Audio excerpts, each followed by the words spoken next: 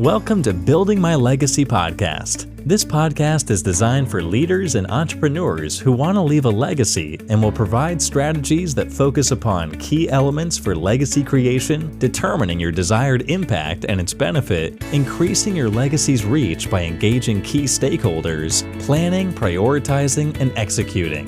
Here's your host, Dr. Lois Sonstegard. Welcome, everybody, to today's Building My Legacy podcast. I have with me today Aurora Winter. You are going to absolutely fall in love with her, just as I have.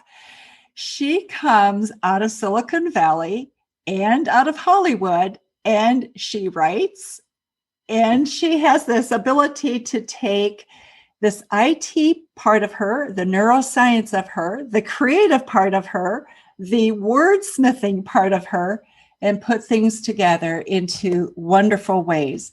She is a leader who has published.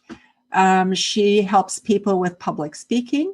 She does the storytelling so you can get your marketing done and actually sell effectively. She has been on ABC, CBS TV, KTLA TV. She has been in Success Magazine, Elle Magazine, Oprah Radio. Her latest books, Thought Leader Launch and Turn Your Words into Wealth, are two remarkable books that I think you will want to get both of them and to read. So with that, Aurora, I want you to share with the audience how you have this dual personality and how you got into doing what you're doing. Oh, thanks, Lois, for that great introduction. I'm so looking forward to helping your audience create a meaningful legacy. And of course, I love to help people do that through stories. So my background's in film and television. I love writing. I was head of development for Canada's largest film and television production company, which was called Atlantis Films at the time. And so I love helping people with 250 hours of television production, getting the stories right, getting the story arcs right. And then I also have this other side of me that's an entrepreneur, and I, living in Silicon Valley, helped people go from nobody could understand what the heck they were talking about to raising millions of dollars and launching their startups. So I have that affinity for the Hollywood storytelling, and also have a soft spot in my heart for those eggheads and analytical people who have great ideas, but sometimes they need a little help communicating their ideas to the rest of the world.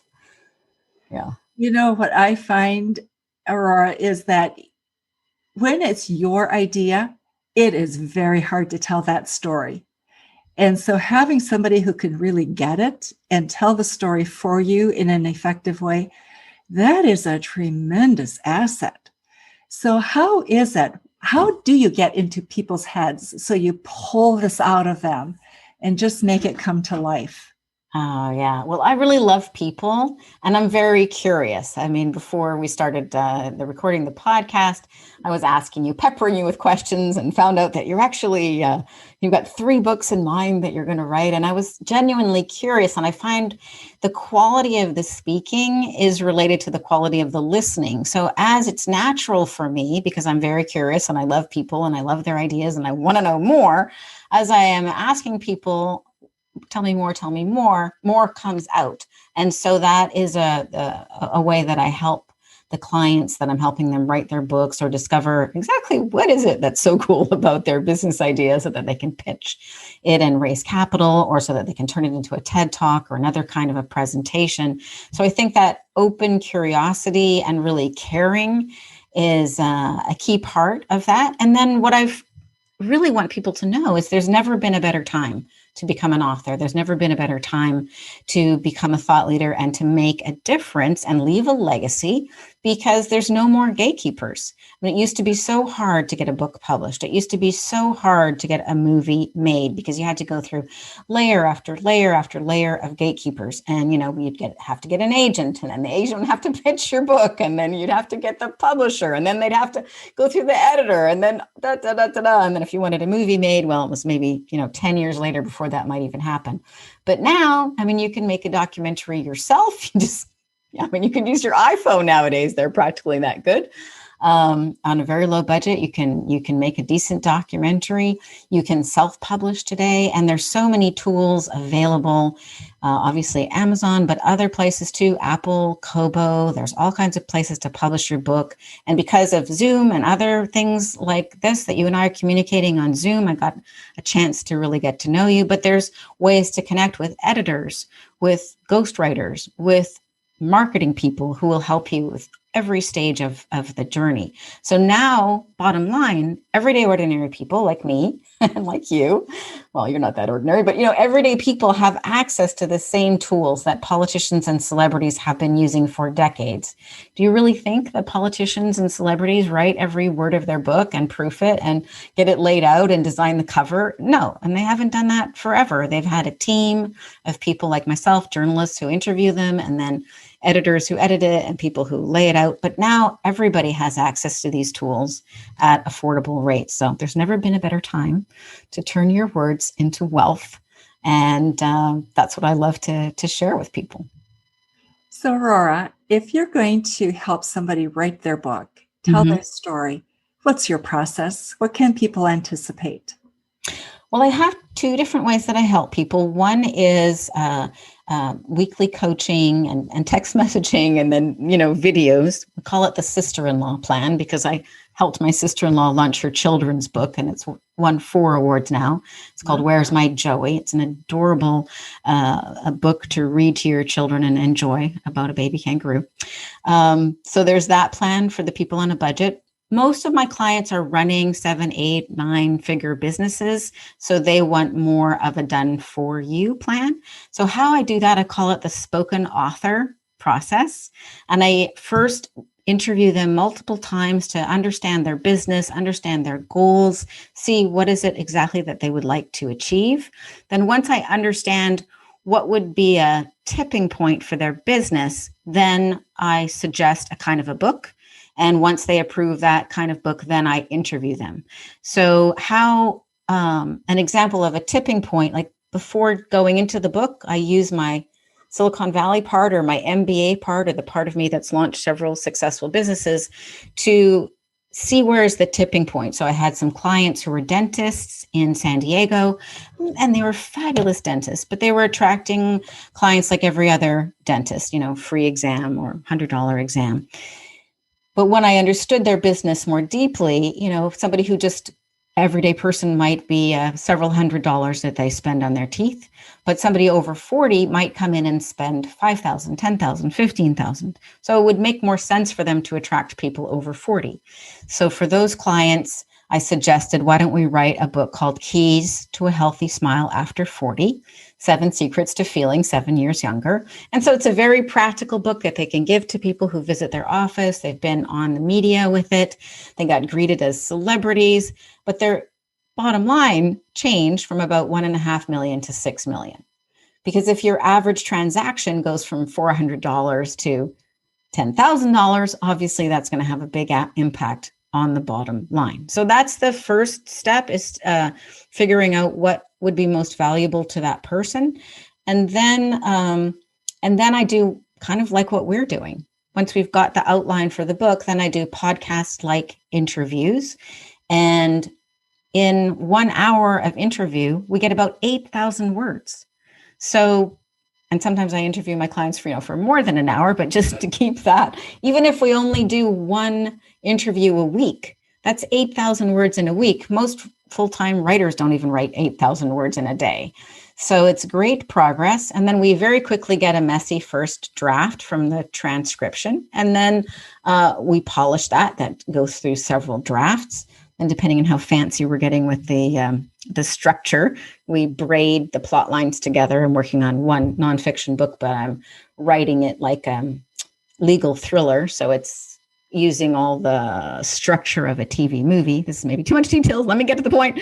And so in several months, the person who's not a writer, who doesn't want to become a writer, who has no interest in being a writer, can have the first draft of their book. And then, of course, we go through a whole process of promoting it, applying for awards, making sure that they're media ready, so that really it's not about just having a book. It's about creating your legacy and launching to the next level as a thought leader. So that's what I love to do. I love to help people avoid all of the mistakes I made and all the rookie mistakes that first-time authors typically make, and instead leverage the technology that's available and the systems that I've created so that they have all the fun and very little of the annoying parts of writing a book. There's still a little bit of annoying because you do have to kind of check it and make sure that you've said what you wanted to say, but that doesn't have to be annoying. So it's really fun and fast. It's fun, it's fast. And the other thing, sorry, I'm so excited, but the other thing that's so good about it is the normal process of writing a book with a journalist, which I've done several times, is normally the journalist interviews the expert or the leader or the politician or the celebrity, gets their story, and then creates the book. And then the book is proofread and edited and, polished and laid out. And then 2 years later, you have a book. 2.5 years later, you publish a book. And then the author starts the media tour and the media training. So the normal process takes forever. It takes 2.5 years to get one book.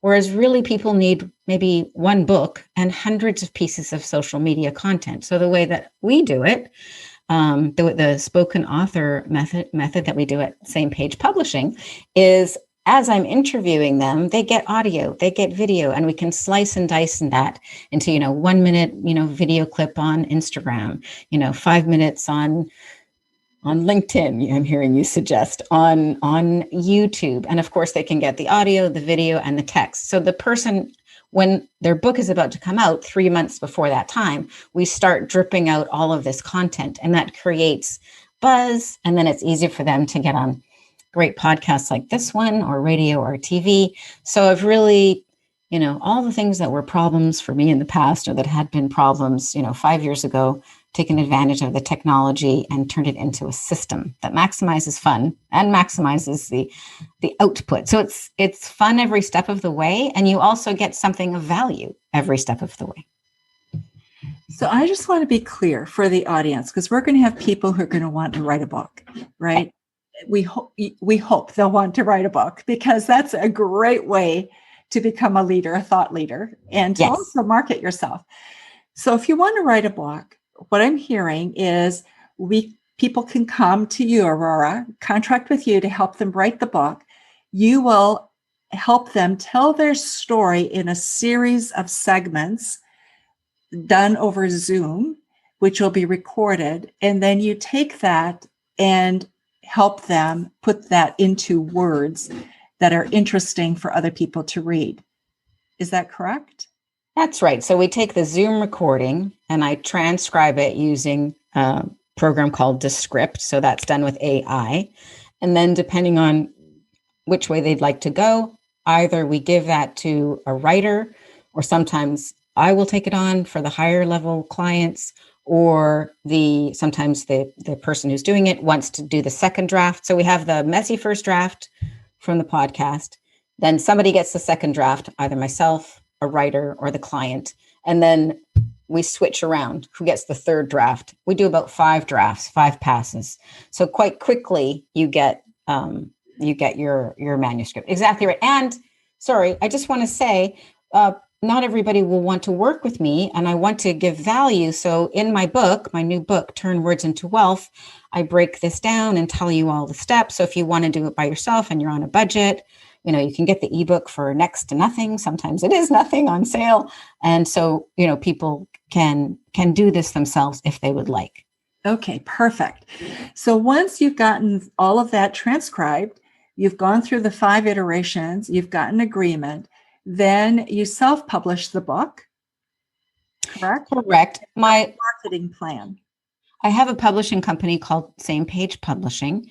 So I self-publish my own books, but my clients may self-publish if they wish, or if they prefer, they can publish under Same Page Publishing so that they can honestly say it's with a boutique publisher, but they retain copyright and the royalties, etc. So that's maybe a very small point.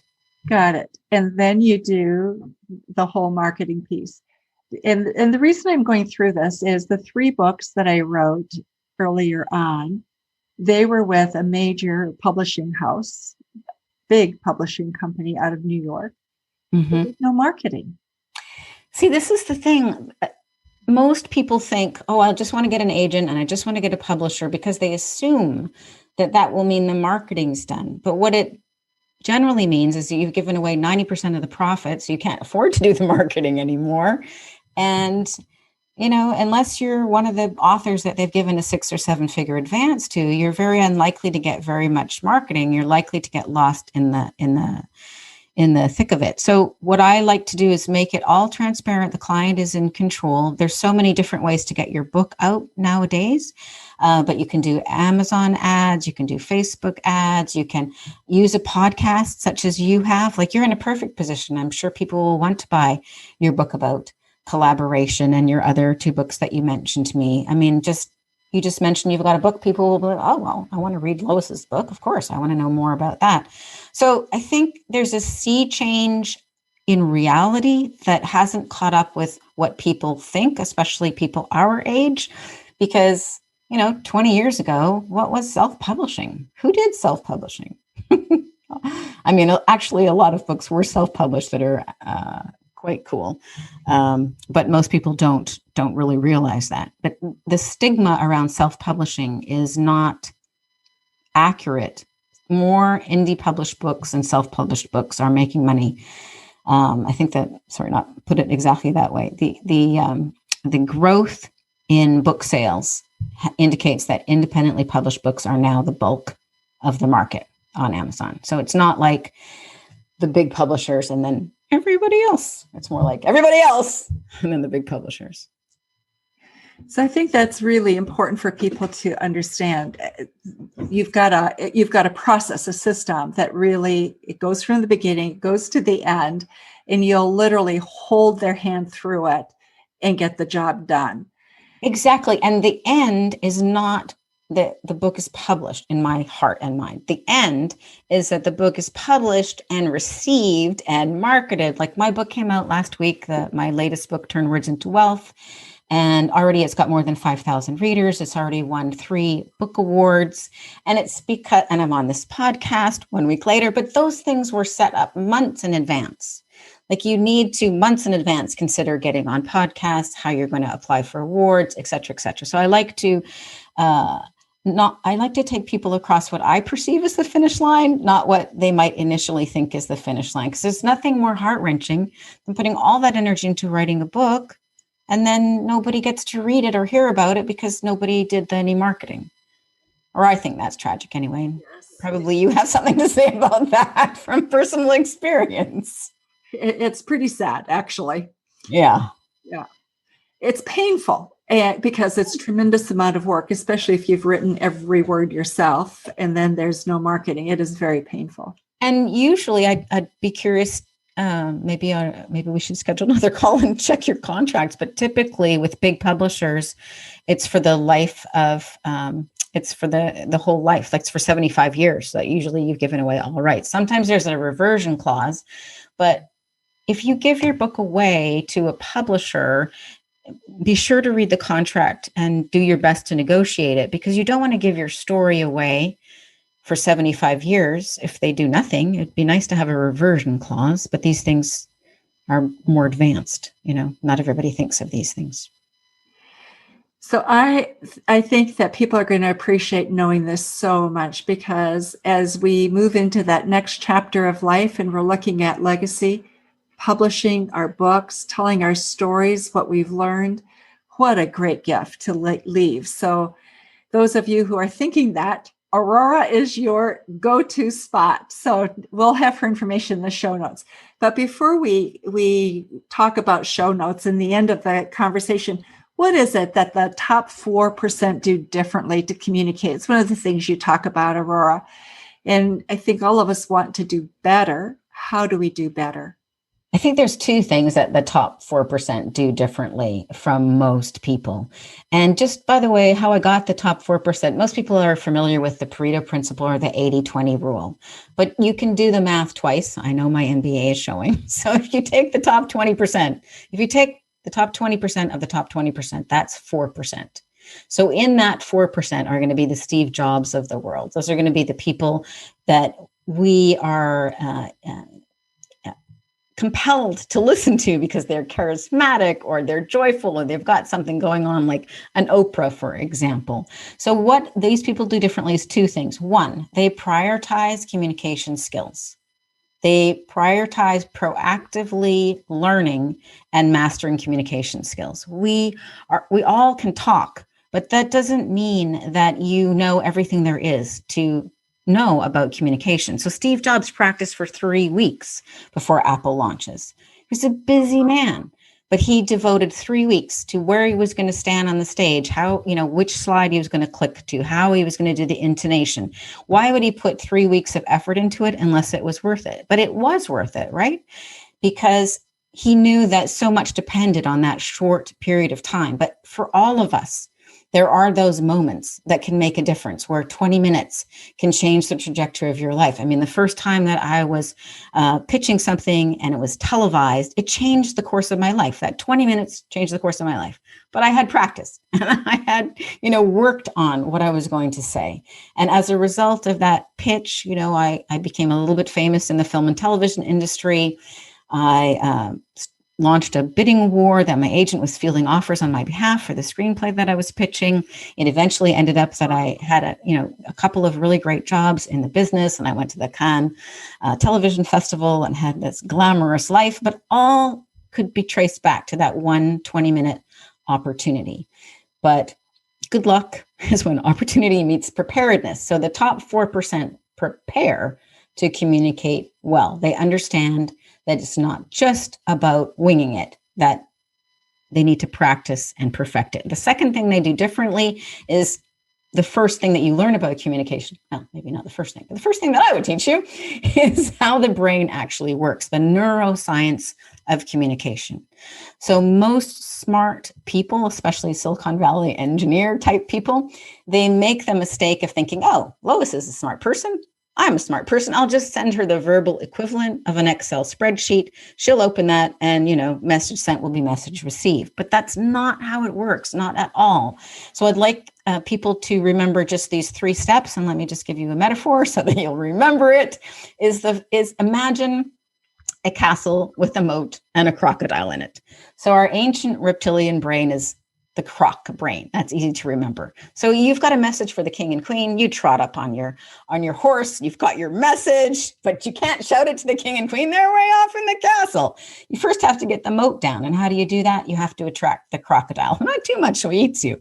But the crocodile is not going to be able to process the details of your intelligent message. It just wants to know, is this something good? Is it dangerous? Is it glittery? Is it something to mate with? And so you pass that first sniff test. You just have like maybe 10 seconds to catch the attention. And that's the attention grabbing thing, but not too scary because you can grab attention and they run away. So croc brain first. So chunk out your initial communication. So that would be, for example, that would be the title of this podcast, right? Or it would be the title of a book, something short and snappy, like Turn Words into Wealth. That's short and snappy. Build your legacy, build my legacy, short and snappy. That's what this is about. That's croc brain. Okay, so you get the bridge to go down. You trot in on your horse. You got your, very sophisticated message. You still can't shout it to the king and queen. They're in the castle. So what's happened inside? Now you're in the middle of the castle, and the nobles are there, or the commoners are there greeting you. So that's the midbrain. The midbrain is more advanced than the croc brain, and it's the social brain. It's looking for status. It's looking about who is this person and who sent them. It's a who answer. Like, is this a person in my tribe or out of my tribe? Is this person higher status than me or lower status than me? So that would be, for example, mentioning, oh, no, Dr. Wayne Dyer endorsed my book. Okay, high status, right? Or my book has won 3 book awards. Okay, that's the status. So that's a midbrain communication. So give your midbrain communication, and then the nobles will take you to see the king and the queen. Then you can give your more sophisticated advanced message to the cerebral cortex, which we're calling the king and the queen. And this is an oversimplification, but you want to mix up storytelling with statistics. So male versus female. So blend your stories and your statistics. It's a little more complicated than that, but to oversimplify, so that you are appealing to both sides of the brain. And then you give a short message to the king and queen. And then if that goes well, they'll ask you another question, and then you have permission to give longer message. So the top 4% study communication proactively. They understand that it's a skill, and that, like lifting weights at the gym, they need to practice. And they also understand, or seek to understand, exactly how does this communication thing work and understand the basic of the neuroscience of it. None of which is usually taught in university. They teach you how to write essays. They don't teach you how to chunk it down to how the brain actually works. Does that make sense, Lois? Oh, it makes incredible sense. And I think people are going to just really love this piece. You've made it so clear with your example. I'll never look at a crocodile in the same way ever again. So I'll be waiting for for me to pass that sniff test. So I'm getting across that moat. So thank you. Very good. It was great. Also, you talk about using storytelling to 27x your result, the value of what you're doing. Talk about that. 27 times is unbelievable. Amazing. Well, I'm always looking for data to back up what my intuitive hunches are.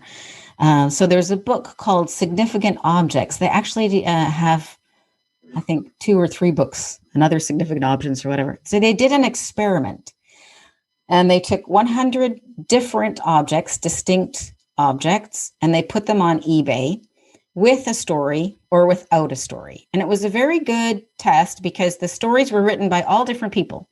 Some of the stories were even sad or scary. They weren't like hyping stories. They were adding meaning. Like, for example, there would be a pot mitt for sale.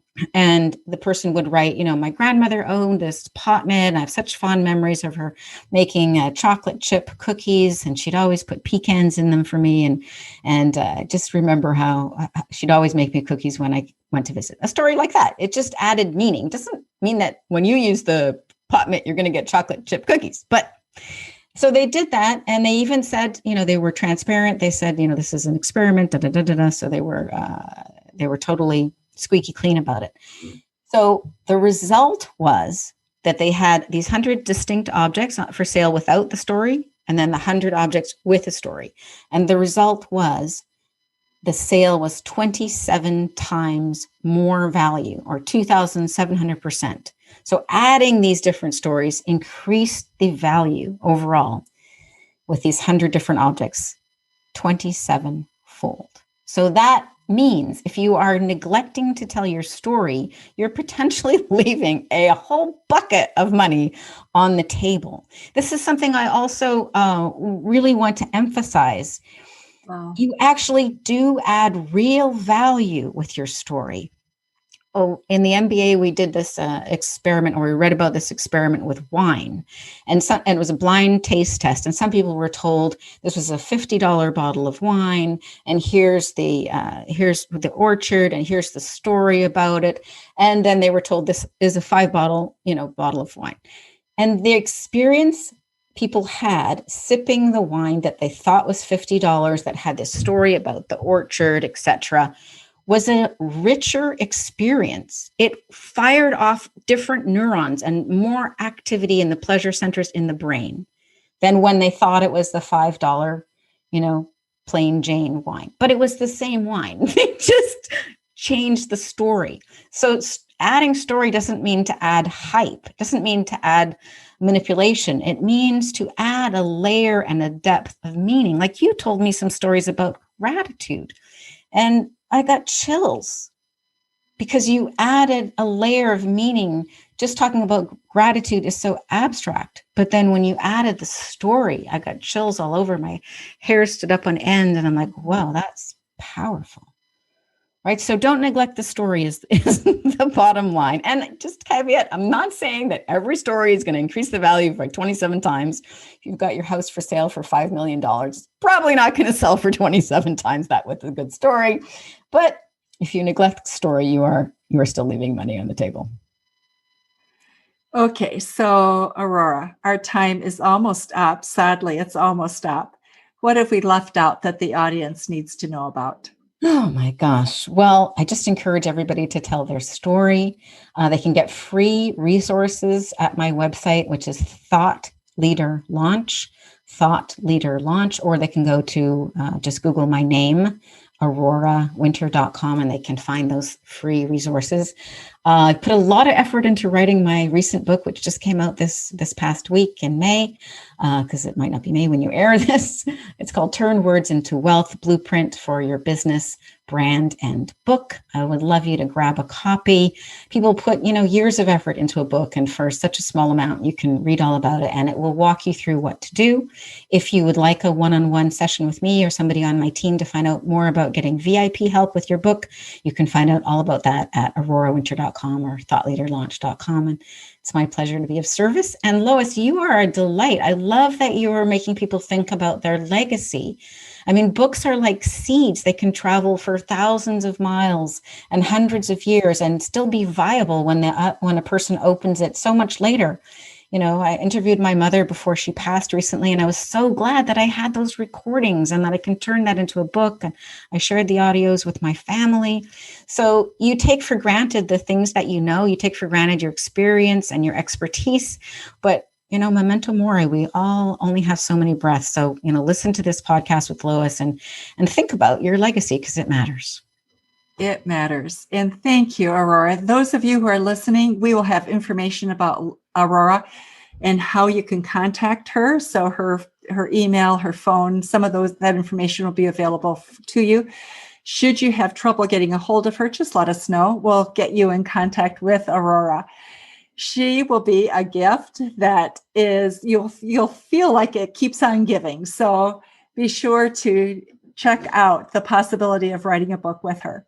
Thank you so much, Aurora, for being with us today. And for those of you who are with us on Building My Legacy podcast, thank you for being with us. And remember to visit our website at Build Tomorrow with the number 2 and our social media sites as well. Thanks so much. Thanks, Aurora. Thanks, Lois.